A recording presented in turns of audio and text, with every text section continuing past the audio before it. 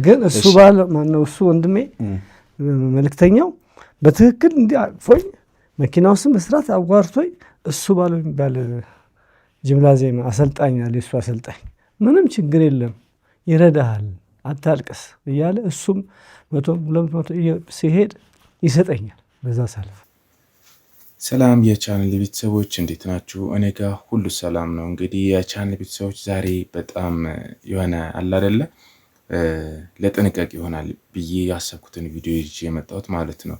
ስለዚህ እስከ መጨረሻው እንድትከታተሉ ትፈልጋለሁ። እንግዲህ ሰሞኑ ያው እንዳያችሁት ተደጋጋሚ አንድ ቪዲዮ ተለቆ ነበር። ያን ቪዲዮ ዛሬ መጨረሻውን አግኝቷል። ምክንያቱም ችግር የፈጠረውን ሰው ራሱንም አጋልጧል።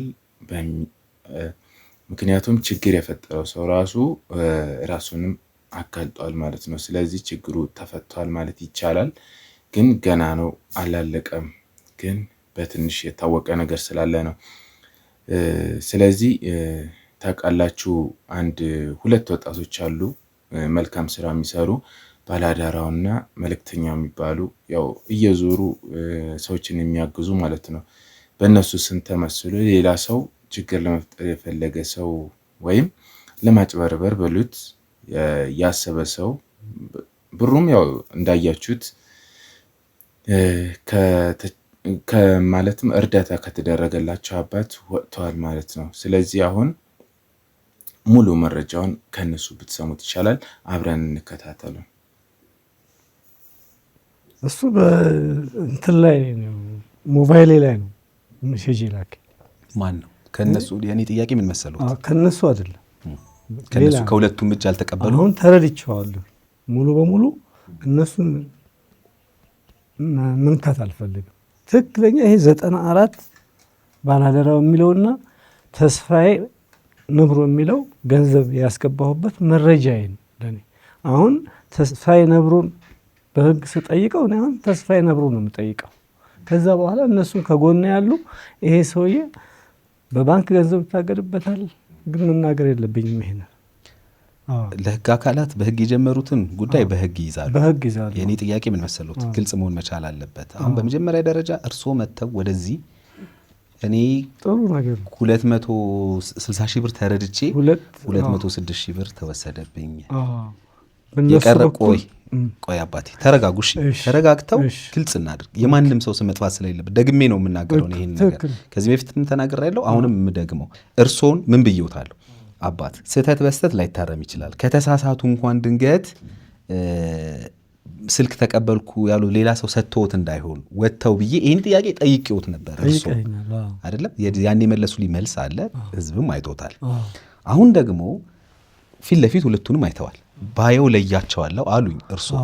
ከዛ ህዝቡም እነሱ ለምን አይመጡም በትክክለኛው እነሱ ከሆኑ አለ። ወዲያውኑ ነው ባላደራውም በአካል የመጣው መልእክተኛው መልስ መልሶ ነበር። አሁን መልእክተኛውም ይሄው በአካል አይተውታል፣ ባላደራውም ይሄው። ከነሱ ከሁለቱ እጅ ስልክ የኔ ጥያቄን አዳምጡ። ከነሱ ከሁለቱ እጅ ስልክ ቁጥሩን ከቀረጻ በኋላ የሰጠውት ሰው ማን ነው? አለ ወይ እዚህ ውስጥ ነው ልያልኩት ያለው?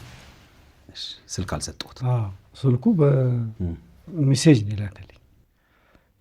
የኔ ባላደራው ነኝ ይሄ የኔ ስልክ ነው በዚህ አለ። እየደጋገመ ብዙ ጊዜ ደወለልኛል።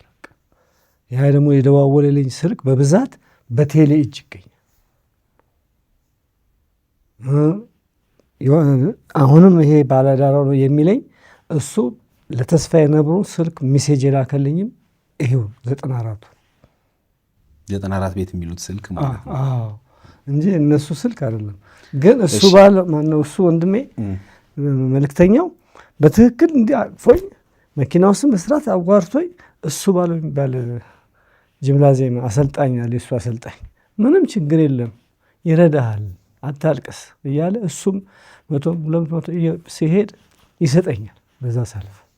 እርሶ እኮ ለኔ ያሉኝ እሱ መልእክተኛው አግኝቶኝ ቀርጾኝ ከዛ ባላደራው አሉኝ መኪና ውስጥ ስልክ ሰጠኝ።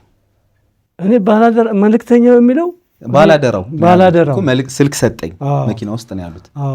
ከዛ እሱን ነው የማውቀው። እሺ አሁን መኪና ውስጥ ነው ስልክ የተቀበሉት? አይደለም ሞባይል ላይ ነው ይላከልኝ። እንዴት ነው ቴና አባት? ሰላም ነኝ። ያው ቀደም አውርተናል ፌክ እንዳይመስል። ግን ደህና ነዎት ወይ? ደህና ነኝ። እሺ የኔ አባት አሁን የምጠይቀውትን ጥያቄ ተረጋግተው ይመልሱልኛል። እሺ አባት ተረጋግተው። እኔ ልጆት ነኝ፣ ምንም የተለየ ነገር የለም። እሺ እኔና እርስዎ እኔ የተገናኘ ነው አይደል? እዛ መንገድ ላይ እኔም ጅም ያሉትም ጅም እኔ ነኝ የምሰራው። እሱ ባለው የሚሉት ሰው የኔ አሰልጣኝ ነው፣ እኔን ነው የሚያሰራው። እሱንም ራሱ ካስፈለገ እሱ ቤን ብዛው ፊት ለፊት ሂደን እሱ ነው ይለውታል፣ ችግር የለውም እሱ። አሁንም ደግሞ እንደነገሩኝ ከሆነ ለይተውኛል አይደል? እኔ ነኝ ያገኘሁት። አሁን ባላደረውን ያለ እንትን ነው እዚህ ያስመጣ ነው፣ ያለ ጉዳዩ ነው እየተሰቃየ ያለው። ተረድቼዎታለሁ። ጥያቄ ልጠይቅ ነው፣ ሰብሰብ እንዲል ስለፈለግኩ ነው። ያለ እንትን ልጁን እያሰቃየ ነው አሁን ልጁን። ስለዚህ እኔ ባለ ጉዳይ እኔና እርስዎ ነን እዚህ ላይ ገባሁት አይደል? አሁን እርስዎ ግን ሲያወሩ አይ ቲንክ ትንሽ ስህተት ሰርተዋል ሲያወሩ እዚህ ካለፈው ሚዲያ ላይ እና ከእሱ ጋር የተቀረጻችሁትን ማለት ነው። ምን አሉ መሰሎት አባቴ? ስልክ ባላደረው ሰጥቶኛል፣ ባላደረው እያሉ ነው ያወሩት እርስዎ። ችግር ባላደረው እንዳልሆነ አሁን አረጋግጠናል ሁላችንም።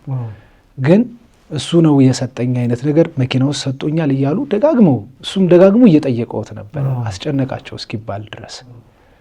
ስለዚህ እኔ አሁን የምጠይቀውት ቀጥታ እኔ እዛ መኪና ውስጥ ስልክ ሰጥቼዎታለሁ ወይ የኔ አባት? አልሰጠኝ። ግን እዛ ጋር ሲሉ ነበር ብዬ ነው በተደጋጋሚ። ስለዚህ ተጨንቀውም ይሆናል። እሺ ተጨንቀውም ሊሆን ስለሚችል ለእኔ ግን አባቴ ያንን ማለትዎት እኔን ሌባ አሰኝቶኛል ከሰው ዘንድ ገባዎት? ስሜ ጠፍቷል። እኔ አሁን እዚህ ሚዲያ ላይ እኔ ቁጭ ብዬ አብራራለሁ ብዬ አንድም ቀን አስቤ አላውቅም። እግዚአብሔር በሚያውቀው ገብቶታል። እኔ ራሴን ዲፌንድ ለማድረግ ማውጣት በራሱ እግዚአብሔር የሚሰራውን ስራ አትችልም እንደማለት ነው። ለእኔ የሚሆነውን ነገር ቁሞ ማየት ይሻላል። ሁሉም ነገር በጊዜና በሁኔታ ይጠራል። እንደዛ ነው ማምነው እኔ። እና አሁን በገባኝ መጠን ደግሞ አሁን እሺ እንዴት ነው የተላከው? ስልኩን ያገኙት እንዴት ነው? ባላደረው የሚል ጽሁፍና አሁን 07 ቤት የተቀመጠውን እንዴት እንደተላከ ይንገሩኝ። ተረጋጉ። 894 ነው ስልኩ። መልእክት ልኳል። ምን ይላል እንዳለ ላንብብላችሁ። በተጨማሪም በምታስተላልፈው ሰዓት በድምፄ አረጋግጥልሃለሁ አይዞህ አለኝ። ከዛ የኢሞጂዎችን ላከልኝና እንደ ኦርደሩ አንብበህ አስተላልፍልኝ ወንድሜ ያለኝ። የበለጠ መጸጸቴንና በዚህም ነገር አንተን ጨምሮ የተበደሉ ሰዎችን በአካል ቀርቤ ኃላፊነቱን ከመውሰዴ በተጨማሪ ዋና ጥፋተኛ እኔ መሆኔን በአጠቃላይ በአካል ቀርቤ ማስረዳት እፈልጋለሁ። ምክንያቱም እጅግ የተከበሩ ወንድሞቼን አሳዝኛለሁ፣ ያንተንም ሚዲያ አሳዝኛለሁ። እዚህ ጋር ባላደራውም መልእክተኛውም ምንም አይነት ነገር አያውቁም። ፈጣሪ ምስክሬ ነው። እኔ ነኝ ዋና ጥፋተኛው። ነገሩ እንደዚህ ነው። ሰውየው በሚረዳ ሰዓት እኔ ቲክታክ እያየው ነበር። ከዛ በመጨረሻ ላይ ሰውየው ስልኩን ሲናገር እኔ በስልኬ ጽፌ ነው እንጂ ለሰውየው ማንም ስልክ ጽፎ የሰጠው ሰው የለም። ይህ ሐሰት ነው። ሌላው ግን ሰውየው የተናገረው ለማለት ነው የተናገሰው ነው የሚለው የተናገረው ነገር ሁሉም ልክ ነው። እሳቸው እኔም ከሰውየው የባሰ ችግር ውስጥ ነበርኩ፣ አሁንም ችግር ውስጥ ነኝ። እናም የተከበሩ ወንድሞቼን አሳዝኛለሁ፣ ያንተንም ሚዲያ አሳዝኛለሁ። እዚህ ጋር ባላደራውም መልእክተኛውም ምንም አይነት ነገር አያውቁም። ፈጣሪ ምስክሬ ነው። በእኔ ስህተት መሰቀልም ካለብኝ እኔው ራሴ እንጂ መልካም ሰዎች በእኔ ስራ ማፈር የለባቸውም። በመጨረሻም ከሁሉም ጋር መነጋገርና ይቅር በሉኝ ለማለት ህዝቡንም ጭምር ዝግጁ ነኝ። አመሰግናለሁ። ቢያንስ ቀለል ይለኛል። ሰላም ወንድሜ እንዴት ነህ? ያው የተፈጠረውን ነገር እንዳየነው እጅግ ግራ የተጋባችሁበት ሰው ያለ ኃጢአቱ አንገቱን የደፋበት በአጠቃላይ እጅግ አሳዛኝ ድርጊት ነው። 2 ቀን በተከታታይ ስከታተለው ነበር። እናም ከተበዳዮቹ በአጠቃላይ የመጸጸት መልእክት ነው የላኩት ይላል። ይሄ የተላከው በዛ ቁጥርሳቸው። አሁን እኔ ይህን ግለሰብ ደውዬ ማውራት አይጠበቅብኝም።